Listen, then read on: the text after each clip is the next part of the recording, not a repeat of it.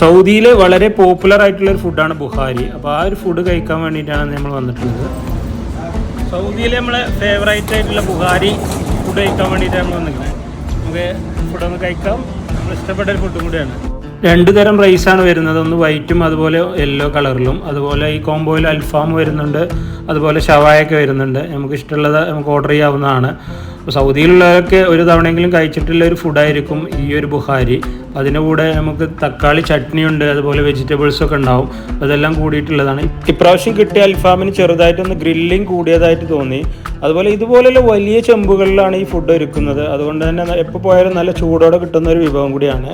അപ്പോൾ ഈ കാണുന്നതൊക്കെ ഷവായും അതുപോലെ റൈസിൻ്റെയും കോംബോ ആണ്. അപ്പോൾ സൗദിയിലെ ഫുഡ് അടി ടീമാണ്, നാട്ടിലുള്ള പോലത്തെ ഒരു സൗദി ഫുഡ് അടി ടീമാണ് ഇരിക്കുന്നതൊക്കെ.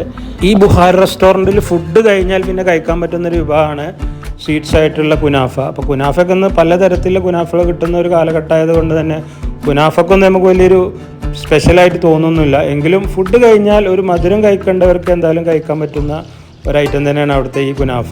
സൗദിയിലുള്ളവരൊക്കെ ആരെങ്കിലും ഈ ഒരു ഫുഡ് ട്രൈ ചെയ്യാത്തവരാണെങ്കിൽ എന്തായാലും ട്രൈ ചെയ്യേണ്ട ഒരു ഫുഡ് തന്നെയാണ് ബുഹാരി. ഇപ്പം നമ്മൾ പോയിട്ടുണ്ടായിരുന്ന ഈ ഒരു സ്പോട്ട് പറയുന്നത് ജിദ്ദയിലെ ഗുലൈൽ എന്ന് പറഞ്ഞ സ്ഥലത്ത് കിങ് അബ്ദുൽ അസീസ് ഹോസ്പിറ്റലിനൊക്കെ തൊട്ടടുത്തായിട്ട് നഹദി ഫാർമസിൻ്റെ നേരെ ഓപ്പോസിറ്റാണ് ഈ ഒരു റെസ്റ്റോറൻറ്റ് വരുന്നത്.